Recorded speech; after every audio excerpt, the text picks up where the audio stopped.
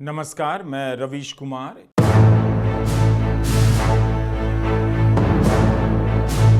आंध्र प्रदेश के मुख्यमंत्री चंद्रबाबू नायडू ने एनडीए के भीतर हलचल मचा दी है। 12 सांसदों के सवालों पर वो सीधे गृह मंत्री अमित शाह से टकरा गए हैं। अब उनकी टक्कर सीधी अमित शाह के साथ हो चुकी है।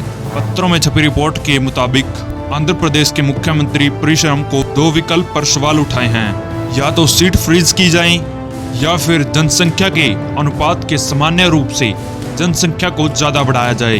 50 साल से ये मामला काफी ज्यादा ठंडा पड़ गया था, लेकिन अब सरकार अल्पमत में है और जब सरकार पर नायडू और नीतीश जैसे सहयोगियों का दबाव है तो अमित शाह को ये साफ समझ आ रहा है और उसे साफ साफ बिल्कुल दिखाई दे रहा है कि उनकी दक्षिण में चाणक्य नीति बार बार असफल हो रही है।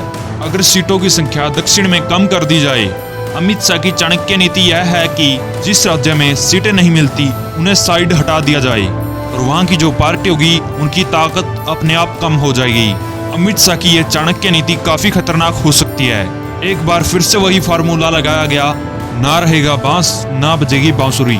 अमित शाह ने फिर से हेरफेर कर दी है और अमित शाह की राजनीति काफी खतरनाक साबित हो सकती है। और वहीं नायडू की भी चुनौतियां साफ और स्पष्ट हैं। नायडू की पार्टी के पास 16 सांसद हैं। अल्पमत की सरकार के लिए यह संख्या काफी ज्यादा हो सकती है, लेकिन नायडू ने साफ कह दिया है कि मेरा एनडीए का समर्थन है, लेकिन इसका मतलब यह नहीं है कि सरकार से मनमानी चलेगी। उन्होंने सवाल उठाए हैं कि उत्तर प्रदेश की सीटें 80 से बढ़ाकर 121 की जा रही हैं और आंध्र प्रदेश को सिर्फ 12 क्यों मिली। अगर अगला परिश्रम लागू हो जाता है तो आंध्र की सीटें 25 से बढ़ाकर 48 हो जाएंगी, कर्नाटक की 20 से 60 हो जाएगी, लेकिन जो तमिलनाडु है उसकी सीटें कम हो जाएंगी, 39 से घटकर 36 हो जाएंगी। लेकिन बीजेपी सरकार को इस बात का भी पता है कि दक्षिण में उनकी स्थिति काफी कमजोर है। जो सरकार द्वारा मिशन बनाया जाता है वह फेल हो जाता है और इसलिए राजनीति यह बनाई गई है अब उत्तर भारत में ही ताकत बढ़ाई जाए। ऐसे में परिश्रम लागू हो गया तो बीजेपी सरकार को दक्षिण की जरूरत ही नहीं पड़ेगी, क्योंकि उत्तर भारत की सीटों पर ही सरकार बन जाएगी। तमिलनाडु के मुख्यमंत्री एम डोसे के स्टालिन ने बयान दिया है। स्टालिन ने बयान को राजनीतिक धमकी करार दिया है। तमिलनाडु के मुख्यमंत्री का कहना है कि तमिलनाडु के किसी भी दबाव के कारण अपना सर नहीं झुकाएंगे और तमिलनाडु किसी के सामने नहीं झुकेगा। स्टालिन ने सीधे शब्दों में आरोप लगाया है कि परिसीमन की योजनाओं को एक राजनीतिक साजिश है जो दक्षिण की भागीदारी को कमजोर करने के लिए कोशिश की जा रही है।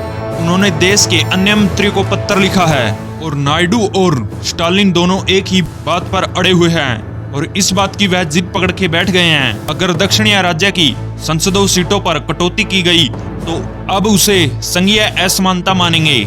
अब यह लड़ाई चुनाव के लिए नहीं है, यह देश के संविधान के मूल्य रूप के अधिकार और संविधान के मूल रूप पर आधारित है। यह समानता और लोगों की भागीदारी और यह राजनीति के एक असली लड़ाई है। इससे आने वाला भविष्य कुछ नुकसानदायक न हो सके, इसलिए यह लड़ाई है। अब सवाल यह है कि क्या केंद्र सरकार अपने फैसलों पर अड़ी रहेगी या विरोध में कुछ बदलाव करने को मजबूर हो जाएगी। आपको क्या लगता है? अपनी राय कमेंट में जरूर बताएं। ये हमारा नया चैनल है, इसलिए वीडियो को लाइक करके इस चैनल को सब्सक्राइब जरूर कर लेना।